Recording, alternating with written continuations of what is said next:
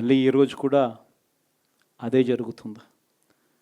2029 వచ్చే నాటికి వచ్చేసరికి చంద్రబాబు నాయుడు చెయ్యని హామీలను మోసం చేసిన పరిస్థితులను ప్రజలు ఏ స్థాయిలో గుర్తుపెట్టుకొని మళ్ళీ మనల్ని ఆశీర్వదిస్తారు అని అంటే చంద్రబాబు నాయుడుకు సింగిల్ డిజిట్లలోనే నెంబర్స్ వచ్చే పరిస్థితి కూడా ఆ రోజు కూడా దూరంగా లేదు.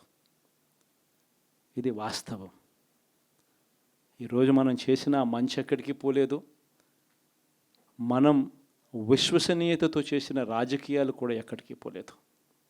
ప్రజలకు మళ్ళీ దగ్గరయ్యే కార్యక్రమాలు, ప్రజలకు తోడుగా ఉండే కార్యక్రమాలు, ప్రజల తరపున పోరాటం చేసే కార్యక్రమాలు కూడా జరుగుతాయి. అసెంబ్లీలో బహుశా మనం చేయగలిగింది తక్కువే ఉంటుంది. ఎందుకంటే మనకు వచ్చిన సంఖ్యాబలం కూడా చాలా తక్కువే. పైగా కౌరవ సామ్రాజ్యం లేకపోతా ఉన్నాం. ఏకంగా స్పీకర్ పదవికి తీసుకోబోయే వ్యక్తి ఎంత సిగ్గు లేకుండా సోషల్ మీడియాలో వైరల్ అవుతూ ఉంది. వాళ్ళు మాట్లాడుతూ ఉన్న మాటలు. ఒకడంటాడు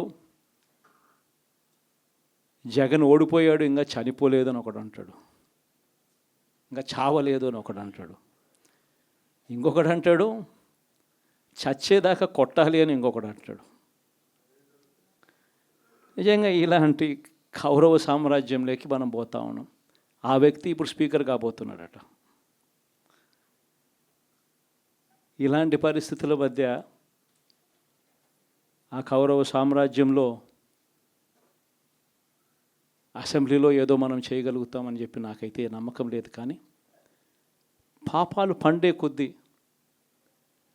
ప్రజలతో కలిసి ప్రజల మధ్య నిలబడి పోరాటం చేసే కార్యక్రమాలు అయితే రాబోయే రోజుల్లో ముమ్మరంగా స్పీడ్ అందుకుంటాయి.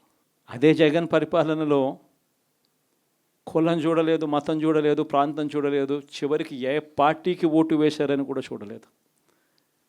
ప్రతి పథకాన్ని డోర్ డెలివరీ చేయించాడు జగన్, మన వైఎస్ఆర్ కాంగ్రెస్ పార్టీ. కానీ ఈరోజు కేవలం వాళ్ళ పార్టీకి ఓటు వేయలేదు అన్న ఒకే ఒక కారణంతో ఏకంగా మనుషులను కొడతా ఉన్నారంటే, ఆస్తులను ధ్వంసం చేస్తూ ఉన్నారు అని అంటే, ఓటు వేయని వారిని అవమానిస్తూ ఉన్నారు అని అంటే, నిజంగా ప్రతి గ్రామంలోనూ ఇంత అన్యాయంగా వ్యవహరిస్తున్నారు అని అంటే శిశుపాలని పాపాలు పండడం చాలా వేగంగా పడతా ఉన్నాయి. పాపాలు పడ్డే కార్యక్రమాలు ఎప్పుడు చూడల. మన పరిపాలనలో, మీ జగన్ పరిపాలనలో ఏకంగా మేనిఫెస్టో అన్నది ప్రతి గవర్నమెంట్ అధికారి ఆఫీస్లో కనిపించేది. కలెక్టర్ల కార్యాలయాల్లో మొదలు పెడితే సెక్రటరీల కార్యాలయాల దగ్గర నుంచి, హెచ్ఓడి కార్యాలయాల దగ్గర నుంచి ముఖ్యమంత్రి కార్యాలయాల్లో మన మేనిఫెస్టో కనిపిస్తూ ఉంటే, కనిపించే పాలన మనదైతే, ఇప్పుడు హోర్డింగులు పెడుతున్న రెడ్ బుక్ అని హోర్డింగులు పెట్టి, ఆ రెడ్ బుక్లో కక్ష సాధింప చేయబోయే అధికారులు ఎవరిని కొట్టాలి, ఎవరిని నాశనం చేయాలి అని చెప్పి ఏకంగా పేర్లు రాసి రెడ్ బుక్ అని చెప్పి దాన్ని ప్రకటించి ఏకంగా హోర్డింగులు పెట్టి, ఆ రెడ్ బుక్ అనేది ఏదో ఘనకార్యం చేస్తూ ఉన్నట్టుగా రెడ్ బుక్స్లో ఉన్న పేర్లన్నింటినీ కూడా మేము వాళ్ళని కొడతాము, వాళ్ళని చంపుతాము, వాళ్ళ మీద అఘాయిత్యాలు చేస్తాము, అన్యాయాలు చేస్తాము అని చెప్పి ఏకంగా నిస్సిగ్గుగా దౌర్జన్యం చేస్తూ ఉన్న పరిస్థితులు కనిపిస్తూ ఉన్నాయి. శిశుపాలని పాపాలు వేగంగా పడుతూ ఉన్నాయి. మొట్టమొదటిసారిగా కేంద్రంలో కేవలం 272 స్థానాలకు 273 స్థానాలకు గాను మెజారిటీ రావాలనంటే 240 స్థానాలకి వచ్చి ఆగిపోయింది బీజేపీ. 240 స్థానాలకి ఆగిపోయిన పరిస్థితులు మొట్టమొదటిసారిగా కేంద్రంలో ఉన్న పార్టీకి పూర్తి మెజారిటీ లేదు. 240 స్థానాలకి ఆగిపోయిన పరిస్థితులు. మరో పక్క చంద్రబాబు నాయుడు గారికి 16 స్థానాలు అంటాడు. ఎన్డీఏలో తానే చక్రం తిప్పుతా అన్నట్టుగా మోడీ పక్కనే కూర్చొని కనిపిస్తాడు.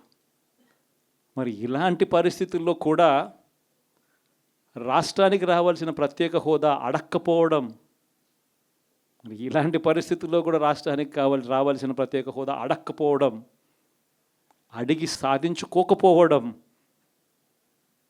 శిశుపాలుని తప్పుల్లో, వరుస తప్పుల్లో, పాపాల్లో ఇవన్నీ కూడా బాగాలే.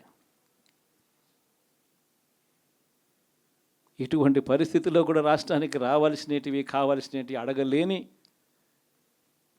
పాలన, అడగలేని మనిషి రాష్ట్రానికి ఏం సమాధానం చెప్తాడు? రాష్ట్ర పిల్లలకి ఏం సమాధానం చెప్తాడు? రాష్ట్రంలో ఉన్న యువకులకు, పిల్లలకు ఏం సమాధానం చెప్తారు? శిశుపాలుని పాపాల్లో ఇవన్నీ కూడా ఇప్పటికే వేగంగా కూడా అందుకుంటా ఉన్నాయి. అదే జగన్ ఉండింటే, అదే వైఎస్ఆర్ కాంగ్రెస్ పార్టీ పాలన ఉండింటే ఈ పాటికే విద్యా దీవెన బటన్ అయిపోయి ఉండేది. జనవరి, ఫిబ్రవరి, మార్చికి సంబంధించిన క్వార్టర్కి సంబంధించిన Vidya Deevena fee reimbursement pending. అదే జగన్ ఉండింటే ఏప్రిల్లో ఇవ్వాల్సిన Vasathi Deevena first instalment pending. ఇప్పటికే రైతు భరోసా పెండింగ్, అమ్మఒడి పెండింగ్, చివరికి చిన్న అమౌంట్ అయిన మత్స్యకార భరోసా కూడా పెండింగ్. అదే జగన్ ఉండింటే ఈ పాటికి ఇన్ని బటన్లన్నీ ఈ పాటికి అయిపోయి ఉండేటివి. ఒక్క జగన్ తప్పుకోవడంతో, ఒక వైఎస్ఆర్సీపీ పాలన పోవడంతో ఈరోజు అమ్మఒడి బటనింగా రాలా, రైతు భరోసా బటనింగా రాలా, విద్యా దీవెన పెండింగ్, వసతి దీవెన పెండింగ్. ఇప్పటికే ఇక ఇదే అంటుకుంటూ పోతుంది.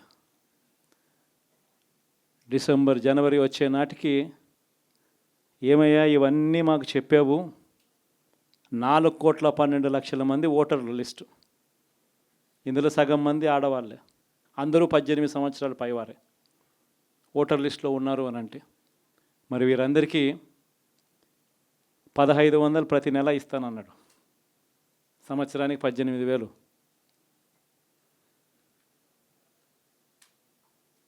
ఇందులో పెన్షన్లు తీసుకునే వాళ్ళు ఒక 30 లక్షల మందిని బహుశా ఆడవాళ్ళకి పక్కన పెట్టినా కూడా 60 సంవత్సరాల పైన ఉన్న వాళ్ళు అని పక్కన పెట్టినా మిగిలిన 1,80,00,000 మంది ఎదురు చూస్తున్నారు. అప్పుడే చంద్రబాబు వచ్చేసాడు, చాలా రోజులు అయిపోయింది, ఇంతవరకు మాకు రావాల్సిన 1,500 నెల నెల ఇస్తానన్న 1,500 ఇంకా రాలేదేమో అని చెప్పి రైతులు ఎదురు చూస్తూ ఉన్నారు. 20,000 పెట్టుబడి సాయంగా ఇస్తానన్నాడు, అది ఏమవుతుందని. దాదాపు 1,00,000 మంది పిల్లలు పైగానే ఉంటారు, బళ్ళకు పోయే పిల్లలందరికీ ఇస్తామన్నాడు. అమ్మఒడి కింద వాళ్ళ పథకం ఏదైతేనే దాని కింద 15,000 అని చెప్పి ఆ తల్లులకు 15,000 కోట్లు, దానికి వెయిట్ చేస్తూ ఉన్నారు. ఇవన్నీ వెయిట్ చేస్తూ ఉన్నారు. ఇవన్నీ ఏవి కూడా అడుగులు ముందును పడని పరిస్థితి. ఇవన్నీ కూడా డిసెంబర్, జనవరికి వచ్చేసరికి అన్నీ కూడా ఊపందుకుంటాయి, వేడందుకుంటాయి. హనీమూన్ పీరియడ్ అనేది ఆగిపోతుంది. వైఎస్ఆర్ కాంగ్రెస్ పార్టీ చేయాల్సిన పనులు చెప్తా ఉన్నా. ఈ ఓడిపోయాము అన్న ఈ భావన మనసులో నుంచి తీసేయండి. మనం చేసిన మంచి ప్రజల్లో ఇంకా ఉంది, ప్రతి ఇంట్లో గుర్తుంది, ప్రతి కుటుంబంలోనూ మనం చేసిన మంచి ఎక్కడికి పోలేదు. ప్రతి ఇంటికి మనం తలెత్తుకొని పోగలుగుతాం, తల దించుకొని కాదు, చెప్పిన పని చేయక కాదు, చెప్పిన పని చేసి తలెత్తుకొని పోగలుగుతాం ప్రతి ఇంటికి కూడా మనం. కేవలం చంద్రబాబు నాయుడు ప్రలోభాలకు మోసపోయిన పరిస్థితుల మధ్య మనకు అంతో ఇంతో అపజయం ఏదైనా జరిగిందేమో. ఆ మోసాలు ఎప్పుడైతే మోసాల కింద తేటతెల్లం అవుతాయో, ప్రజల్లో ఆ సింపతి, మన పట్ల ప్రేమ, ఆయన పట్ల కోపం రెండూ కూడా ఏకమవుతాయి. మనల్ని గొప్ప గొప్ప మెజారిటీలతో మళ్ళీ మనల్ని తీసుకొస్తారు. సో మనం చేయాల్సింది ఏమిటి అని అంటే, ప్రజల మీద మనం కోప్పడాల్సిన అవసరం లేదు, పని లేదు. మోసపోవడం అన్నది ఒక్కొక్కసారి జరుగుతూ ఉంటాయి. మోసపోయిన వాళ్ళకందరికీ కూడా మనం అండగా ఉన్నాము అన్న భరోసా ఇవ్వడం మనం చేయాల్సిన పని. మరీ ముఖ్యంగా మన కార్యకర్తలను మనకు తోడుగా ఉండడం, ఇది మాత్రం ఖచ్చితంగా చెప్తా ఉన్నా. ఇష్టం వచ్చినట్టుగా ఎప్పుడు చూడని విధంగా ఈరోజు కార్యకర్తల మీద దాడులు జరుగుతూ ఉన్నాయి. పార్టీ సానుభూతి పరుల మీద దాడులు జరుగుతూ ఉన్నాయి. పార్టీకి ఓటు వేయలేదు అని ఓటు వేసిన వారి మీద దాడులు జరుగుతూ ఉన్నాయి.